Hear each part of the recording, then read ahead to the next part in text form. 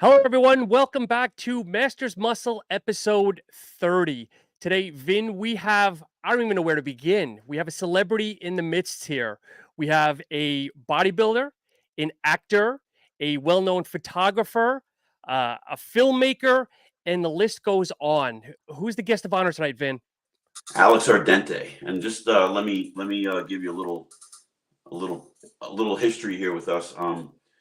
Alex and I have crossed paths many times over the years, and it wasn't until early 2018 where we finally actually did some work together. Um, I had just come off of a lot of personal stuff where I had to close my business.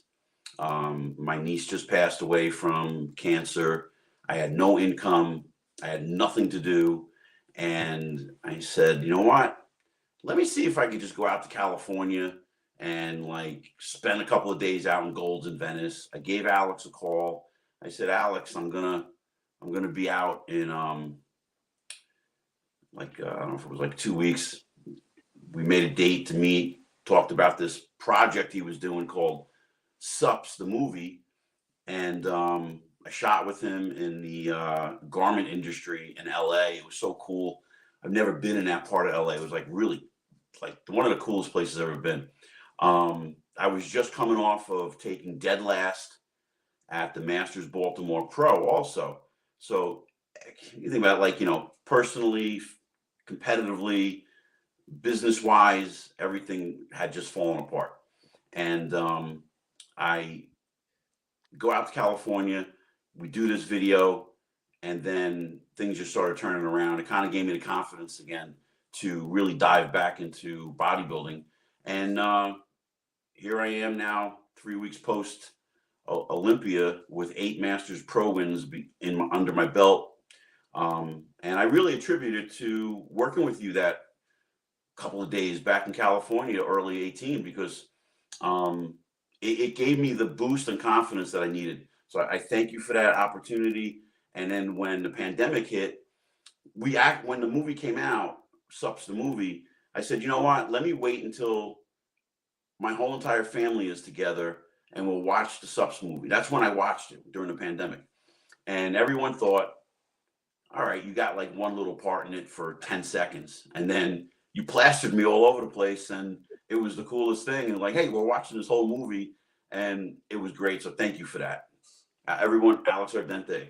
I had no idea you were at that point in your life, because all I could think about when you're sitting down talking to me, I thought this guy's a gold mine, because I had interviewed a couple other people in the industry, and sometimes with bodybuilders, it's hard to get a full, complete sentence, let alone a story, Right. So I kind of have to coax them into telling something that's viewable and interesting. But I just asked you one question. You had story after story, and you lived that life, and you lived the industry, and you're just triggering memories that I had just growing up as a teenager. We're both teenage bodybuilders, and I could have kept you there another 4 or 5 hours. I think the studio manager kicked us out, but it was beautiful. It was a great time. I thank you for that. I remember we were going back and forth with stories, and one of the stories you shared was as a child, I believe, correct me if I'm wrong, your dad took you to the 1980 Mr. Olympia. Well, I grew up in Australia, and we had moved from Australia back to Italy in 75. So knowing that the Olympia was back in Sydney, I begged my dad to send me out. And at the time, it was a fortune. It was a 24-hour flight from Rome to Sydney. Oh, okay. I just thought, well, the Olympia's there. I just had to go. So I begged him, and he let me go with my sister. And that really changed my life, just witnessing the 1980 Olympia, as you can imagine. So are the stories true? What we hear from people, like, in the realm of Arnold getting a gift that year. Did you see it that way in your eyes at the time? Okay, I was 16 and a half. Yeah, I was around 16. I was already a bodybuilding expert. I mean, I started when I was 12, 13. So I devoured every piece of information about bodybuilding I was very knowledgeable already in those 3 or 4 years. So I knew everything about Arnold, everything. When I saw him I was just in shock because I saw a guy who was on Muscle Builder in Life. Mhm. And after seconds, I thought, okay, he's like 80%. But when he started posing, that 80% just became 101%. He was just so, he had certain poses that only he could do. And I think we were all fully aware that that wasn't the Arnold of 1975. Sure. But at the same time, like many have said, who could have beaten him? So it really came down to us putting Arnold in our mind. We were looking at Arnold from 74 and 75, where he was pretty much unbeatable, to something not as great, thinking, well, if he's not at his best, will he still win?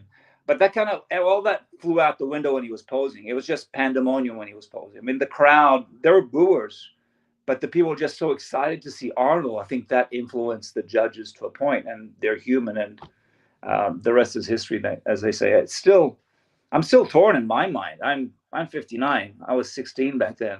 I know he wasn't the best. Was he better than Dickerson? In some ways, yes. Even Frank Zane said, I don't know who should have won. I'm not saying I should have won. I know Arnold shouldn't have won, but was Menser better? He said, I don't know if he was better. I know Arnold wasn't his best. I'm not sure if I should have beaten him. It's one of those mysteries of bodybuilding that will never go away, really. So That's so cool. yeah. Alex, you mentioned at 16 that you already had a wealth of knowledge. Was your dad a bodybuilder, or what got you actually into, what gave you the bug? My dad never stepped in the gym. He was a restaurant man. He just lived and breathed the restaurant business. And that's where I grew up, in a restaurant kitchen, basically. Now, I just started in Australia in 1974, 75. I just bought those chest expanders. I thought that was a cool toy. And I felt that I was growing like right away. I became stronger like instantly. So I was really into this thing. At the same time, when we sold the restaurant in Australia and went back to Italy, I just saw the Italian version of Muscle Builder. And there was Frank Zane and Robbie Robinson on the cover and Arnold inside. And just something just clicked, like, these guys are doing the chest expander to the utmost degree. I mean, what are they doing? They're lifting weights, they're doing this, they're taking supplements. So from that one issue, my life literally changed from that one issue at the newsstand. That's why I think I'll always love bodybuilding magazines, because there was just such a powerful and such a permanent tool, something that you had in your hand that you would keep, brought on the bus, I brought it to bed, to school. I just had these muscle builders with me all the time. And that really did set my life in that direction. And how old were you when you first entered your first contest? 2 years later, I was competing. I had like very, very little, but I just wanted to be on stage so bad. So I was competing against these guys that were 10 times bigger than me. I just barely knew how to pose. I just looking at the guys on stage, I thought, I just need to be on stage in a theater posing. So even though I didn't have any muscle, I came in dead last first competition. But that again was a trigger for me to train harder and just have more and more knowledge, applying that to my physique. And even though I was an ectomorph, very skinny, I grew very rapidly. My frame was just so big and skinny. I just had very long bones, long clavicles. It took me a while just to fill out. But I wasn't, looking back now, I would say I was a very easy gainer genetically. Yeah. Who did you learn nutrition from and training? When you were, well, at this point, were you in Australia or Italy? Of Muscle Builder, but I was buying the New England Journal of Endocrinology and science books, and what was in Muscle Builder was just too basic for me. I had to know beyond. And I would ask questions to doctors and endocrinologists and nutritionists who knew nothing about bodybuilding. And I would ask them, okay, what does this amino acid do? Because I felt that they had an unbiased knowledge, right? Because when you read the Weider magazines, the arginine increases growth hormone, this and that, you kind of know it's a sales pitch, right? We knew at an early age. So that was very commercialized. Whereas if I asked a doctor or a physician, what does tryptophan do? What does arginine really do? He knows nothing about bodybuilding. Like, well, yes, it can do this. It won't do that. No, this is BS. So yes, maybe studies have shown that this can, help. So I just, anybody in the medical field, I just like squeeze them for information. So I got knowledge from all over. Yeah. Cool. Were they accepting of you though, or are they thinking you're just a young punk, leave us alone type of thing? Oh, they were, because nobody knew about bodybuilding. When I won Teenage Mutant Ninja Italy, like that week, I was on national TV, 8 o'clock at night, live, giving interviews. Wow. Like the main game, which was like the #1 rated show. It was like live 60 minutes, right? Every Sunday. And like, so what's this bodybuilding thing you do? You're so young. And is it true that you guys look in the mirror? Like, they had no idea about bodybuilding. So for a 17-year-old to explain that, they loved it. And then once I was on the air once, I started doing commercials and TV shows and movies and this and that. And I think it was more the fact that they were very curious about bodybuilding as this new sport from America. More than just, me. I won Mr. Italy. I didn't win Mr. Universe or anything. So, but for them, it was just such a novel idea, because Italy was dominated by soccer and tennis. So if you weren't a soccer fan, if you weren't a tennis fan, there's something wrong with you. You were just weird. Like, what do you mean you don't have a team? What do you mean you don't like soccer? That was unheard of, right? So bodybuilding, that's not even a sport. What are you talking about? Olympic lifting, maybe, because you're lifting a weight and you can measure that. But how do you measure a couple of bunch of guys in speedos and baby oil? That's not a sport. So there was a lot of curiosity. Let's put it that way. Sure. So are you thinking hobby, or are you thinking like you want to go? Like, how far did you want to go with this? Oh no, I wanted to be Mr. Olympia from day one. It's like, I'm looking at Arnold in 1975. Franco Colombo's from Sardinia, and his house was like an hour away from my mom's house. Like, this guy from Sardinia, I kind of know his family and cousins and how he grew up. And like, he went to Germany, then he went to America. Like, okay, that's the path. He can do it. So I just needed to be in California at all costs. Now, being the expert that I was already, I knew that I had the genetics in the upper body to be a pro, but I knew I didn't have the fibers in the quads to really get big. There's no way I was going to get Platt's thighs or DeMeo thighs or Rich Gaspari glutes. I knew that, so I thought, let me just get as much, as big as I can. And, I won the Teenage Mr. Europe at 19, and I won the first pro Mr. Italy at 86. And the prize money for that show was $5,000, which was a lot in 1986. I think still now, I give that much money. I don't know if there is a pro Mr. Italy, but that was huge. So so I did accomplish something. But genetics are what they are. If you're missing a body part, you're not going to win Mr. Olympia. Yeah. So at what point did you realize, okay, let me maybe put this aside and it's a hobby, to creating your love for photography and film? Was that close together, or was it years apart? Well, after school, I went into the military police. So I was a police officer for 2 years, and that's when I won Mr. Europe.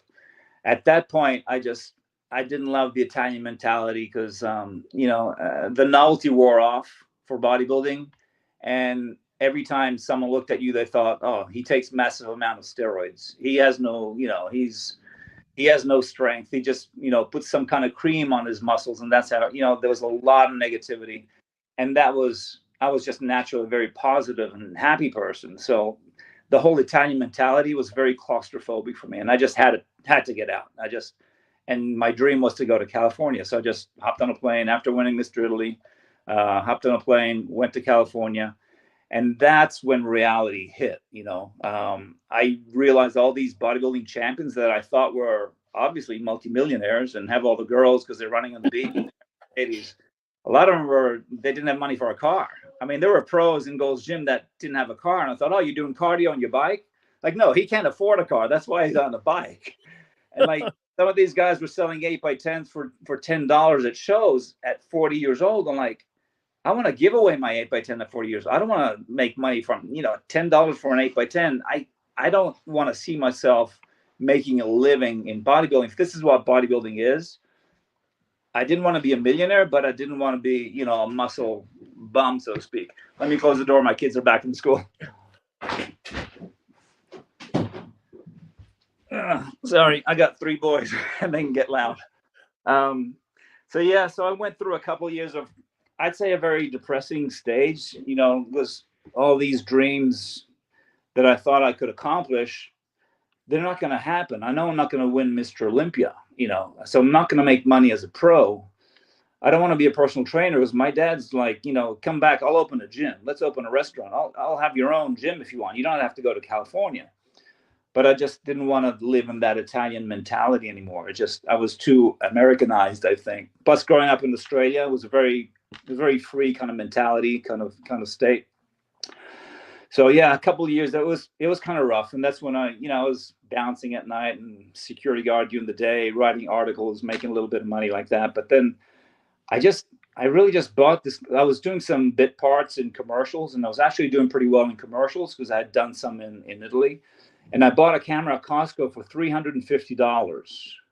And I was taking headshots of other actors on the set, like in between sets. If we're doing, you know, a commercial, you're probably there all day. So I was doing their headshots.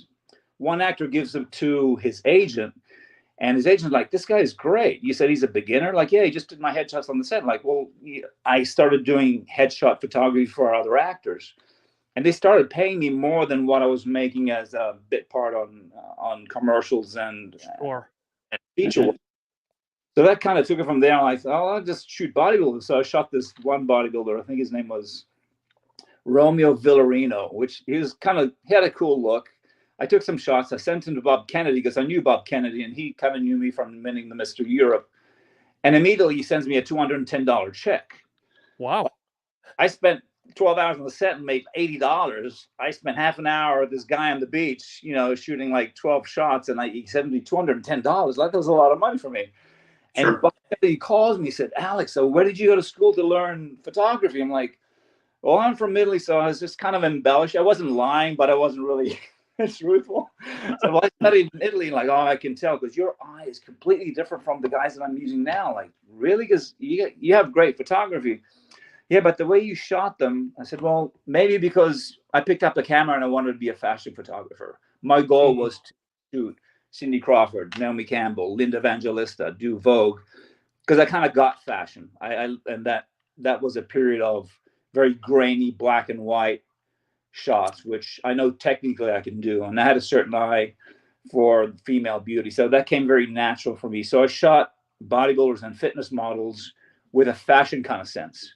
So living in Hollywood, I picked up a lot of techniques from fashion photographers, not bodybuilding photographers. So when I shot bodybuilders, it was just a little different. So much that, you know, Bob just continued to give me work. He just started sending me checks. Then after 2 years of trying and going up to Woodland Hills, knocking on Joe Weider's door, they were very polite every single time, but they're like, "We've got guys on contract. You know, we pay thousands of dollars to these guys, so we can't really hire you."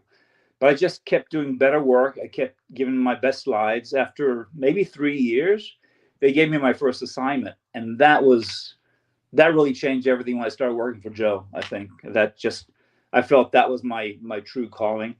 For them to hire me as a freelancer, having all those guys on staff, that was kind of the validation that I needed, because at that point I felt like I was pretending. You know, I was just the next bodybuilder who knew kind of had to take some shots. Yeah. So that was my validation that I needed for my ego, and I thought, well, maybe I do have a talent for this, and that's how I pursued it. You know, when I talk to a lot of competitors, today's competitors, and I try to explain to them, back in the 90s and early 2000s, you know, I had a handful of photographers that I would call and let them know I was going to go to California after I did the USA or the Nationals, and it was a free photo shoot because you guys sold the pictures to the magazines. Possibly. Possibly, right. People It was, and to this day. yeah, no, I get it. Camera, you're making lots of money. That's not true. Because No, I get it. sometimes the expenses for a photo shoot were like $1,000, $2,000 between makeup artists, the location, film and developing, the snips, the FedEx. So these were jobs that were done on spec, meaning, okay, this guy's from back east, he looks good, let me shoot him. And you send them out to either Weider or Kennedy, and they might say, "These are great, but we just can't use them now." So all of a sudden, you're $2,000 in the hole.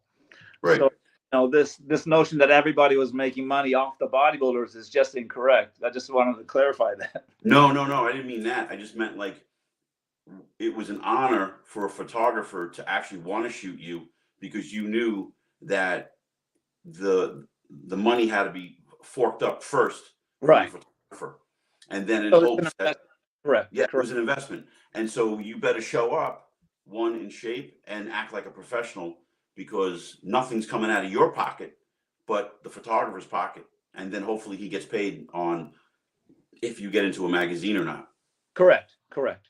Yeah. So it was a different world back then. Now competitors think they're doing a photo shoot and they're paying $1,500 for those photos to go really nowhere except Instagram. Well, it's more volatile now, I feel. I don't know how you feel, but now everything's just temporary. Whereas when you made a cover of a magazine or just a spread, having a full page in a magazine, even the rinky dink magazines, that was something that stayed. It had value. Yeah. Now it's temporary. An amazing shot is on Instagram, but maybe it'll be taken down, then it's gone, then your feed shows something else and you forget about it. So all these amazing photos that just kind of come and go, it's without it being printed in a book or a magazine, to me, in my eyes as an artist, has a little bit less value, as much as I love the digital age. I'm a little nostalgic about, I know I sound like an old guy, but I'm a little nostalgic about the magazine days. Oh, sure. We all are. Yeah. No, we all are. We all are. That's why I created this master's muscle. So it's like we get the mindset. Yeah. Get it. I mean, Alex, I'm 51 and I miss the days of going to the newsstand, Walmart, whatever, and holding a true tangible magazine in my hand and looking at it. And like the running joke is when I trained with Vinny a couple of months ago, I had one of his magazines in my hand that he signed for me. So it's kind of an honor. For sure. Sure. Yeah. Absolutely. Go ahead, Vin. No, go ahead, Sean. I thought you were going to say something. So back in the day, Alex, no, I know Vinny and a lot of the athletes back in the day would actually send letters to the photographers, the magazines, whatever it is, to kind of put their name in there, on your lips. Did you get a lot of that back in the day? A lot of like unsolicited mail and stuff from athletes? Oh, every day. Yeah. Mostly phone calls, though. My address wasn't out there really, but it was phone calls. They would look in the magazine and say, "Who shot this? Robert Reeve, Chris Lund, Alex Ardenti." They'd somehow get my phone number through the magazine. They'd call, and you have to see the person, because the fact that they won some contest somewhere means absolutely nothing to the magazine world. And that's what sometimes I had difficulty explaining that to the athlete or the manager or the wife or the husband. The fact that you win your category in the nationals doesn't mean that you can sell a magazine. The magazine is a business. That's the packaging of their product. Micah Hearn has never won the Olympia. He was on magazine covers all the time because Joe Weider and everybody else, they knew that he could sell a magazine. Yep. A lot of competitors, I think they took offense to that. Maybe you're right, but again, you have to understand, being on the magazine cover is not another contest. That's the business world. If you're not able to sell that product, they're not hiring you. They could care less if you won Mr. Muscle Beach or Mr. Olympia. How many times has Dorian Yates been on the cover of Muscle and Fitness? I remember one. And how many did he win? Other guys, like just good-looking guys and good-looking girls, they're on the covers all the time. It seemed like the same person.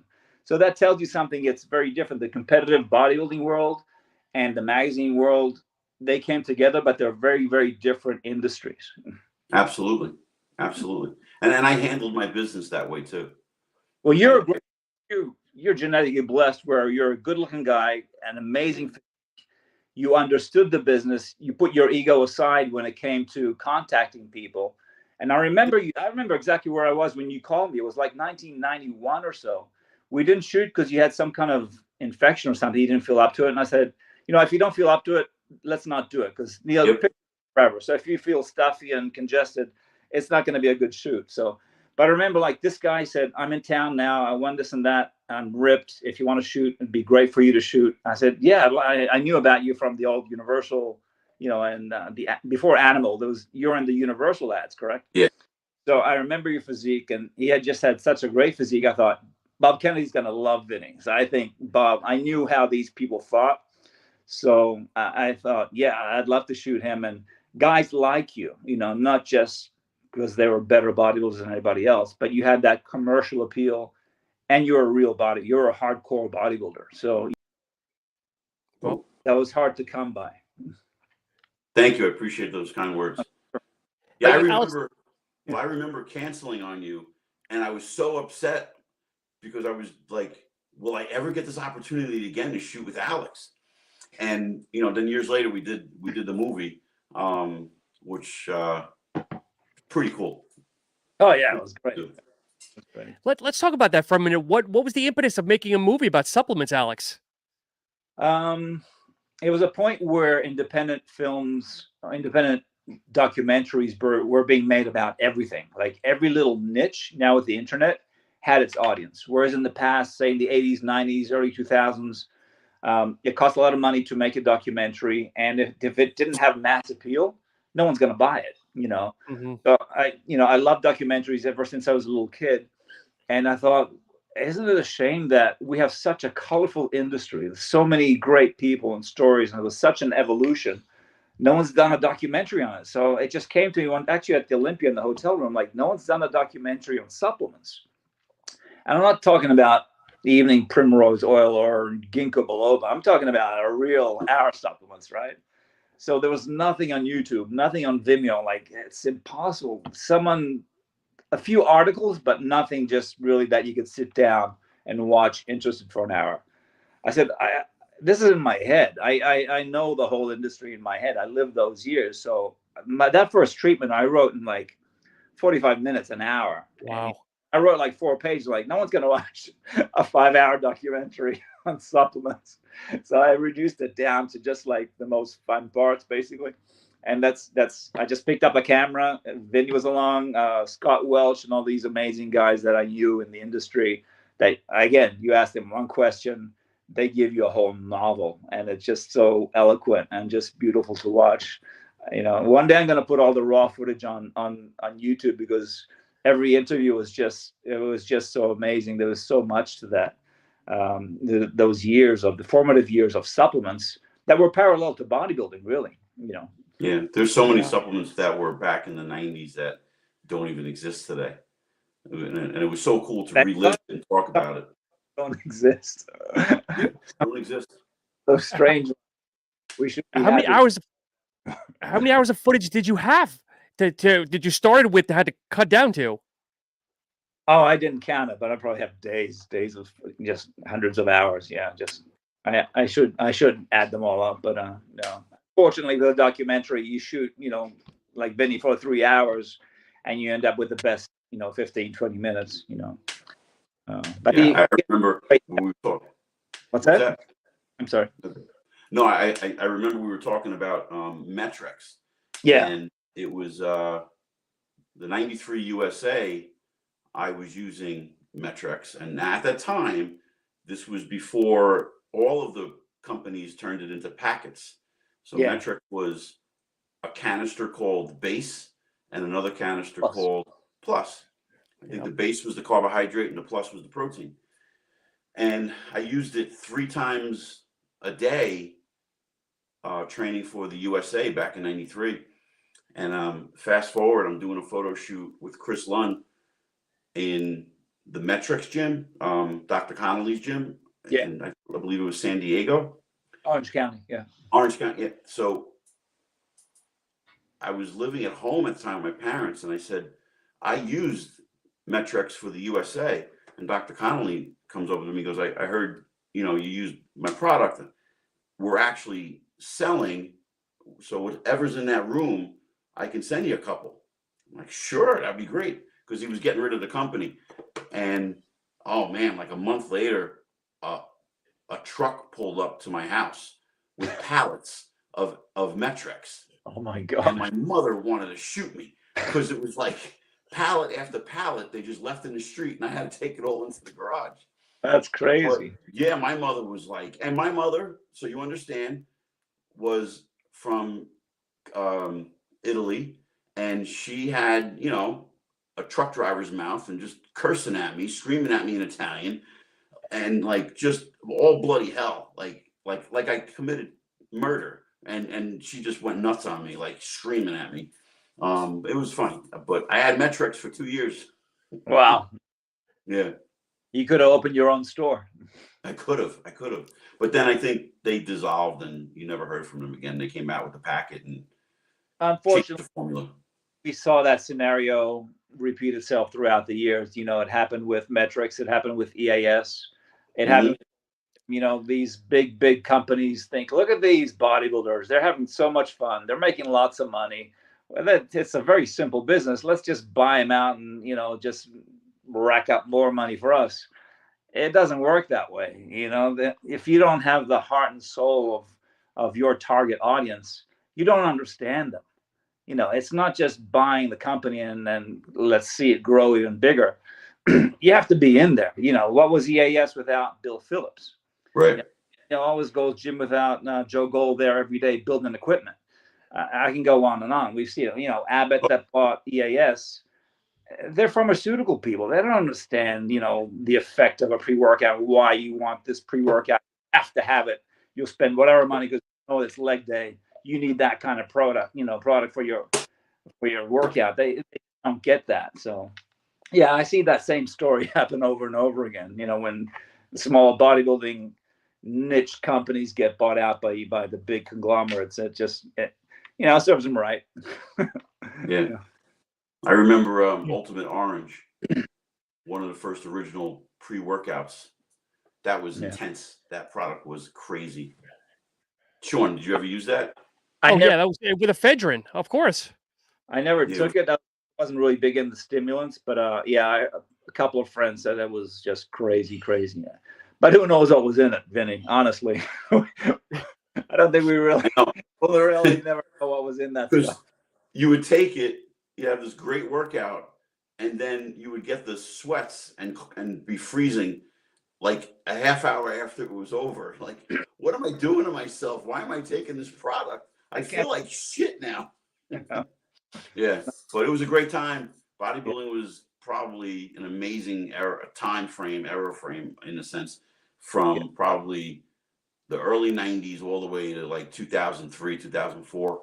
It's a time frame that I wish today's athletes could experience, so they understood and understand how this all started, because it was the generation before that got it all going, and then like, hey, we can make a business out of it. Yeah, and that's where we were. Yeah, for sure. Yeah. I know you're short on time tonight, and this is excellent because we'd love to get you back in the future. But where can people reach you for photo shoots and watch a Supps movie? Oh, if you remember my name, you have all my information. Everything's Alex Ardenti.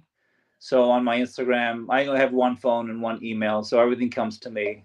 So I'm pretty easily discoverable. If you just punch in my name on Apple TV or Prime Video, all the movies come up. So I'm pretty easy to find. Or just go on alexardenti.com, and all my links are there. Do you have any more projects you're working on before we get going? I'm almost finished with the Frank Zane documentary. Nice. I might do another couple of days. Asking questions to Frank, that guy that I saw in 1980 next to Arnold, was just like, at times I was asking him questions and I just regressed into my childhood and I kind of like snap out of it, like, okay, you're a grown man now. You're a filmmaker. Just, keep your composure. Because I was starting to ask all these questions. So what was it like, sleeping on Arnold's couch, when you first moved over, because he had all these great stories. It's a little, discombobulated in the sense he has so much knowledge and he gives it to you in a very short period of time. So I have to have him, retell the story in a linear way. Because, one thing is a conversation, which is great. One thing is, presenting it to a viewer that might not know Frank Zane. Right. So the editing for Frank Zane is a lot more challenging than Supps, because Supps is very linear. Okay, this is Bob Hoffman. Okay, he kind of sucked. Joe Weider came along. He's our savior. He created this and that. Then he brought over Arnold. Everything started growing. IFBB, Mr. Olympia. There's a trajectory that people kind of know, and it just kind of flows. With Frank, he has so much information and so many great stories that I want to take my time and really do it justice. That's why it's taking a little longer than usual, because stuff just kind of poured out, my story, just poured it out. So that was very, very, very easy. With Frank Zane, I just want to take my time and just do a good job. Awesome. Do you have a release date in mind, or is that still kind of pending? I think for documentaries, you really have to release it when you feel that it's finished. Yeah. And don't have a studio or distributor say, okay, your contract says we have to be done by this time, which happens all the time in Hollywood. And that's why I think sometimes movies suck, because that poor director, he had to deliver in 20 days and he knows he wants another scene, but there's no money for another scene. Or I don't like his editor on the story, I want another editor. Well, there's no time. We got to release for Christmas. It's Thanksgiving. So, you know, it's always the artist battling with the production company and the producers who have the money. Whereas in my independent film world, there's a lot more freedom. So when I feel that it's finished, I think we'll release it. You know, I want Frank's blessing, of course. You know, he has to be happy with it. And hopefully within 6 months, it'll come out then. Awesome. Can't wait. Looking forward to it. And we got to get you back on in the future, Alex. Oh, I'd love to get on. Well, it's been a pleasure. Thank you so much. It's definitely been a pleasure. Yes, Okay. Alex, thank you so much. I know we just tipped the surface. And Vinny, it's always good seeing you. And next Wednesday, we have Evan Centopani joining the show. Thank you so much, everybody. Oh, awesome. Awesome. Thank you, guys. All right. Good night. Bye. Thank you.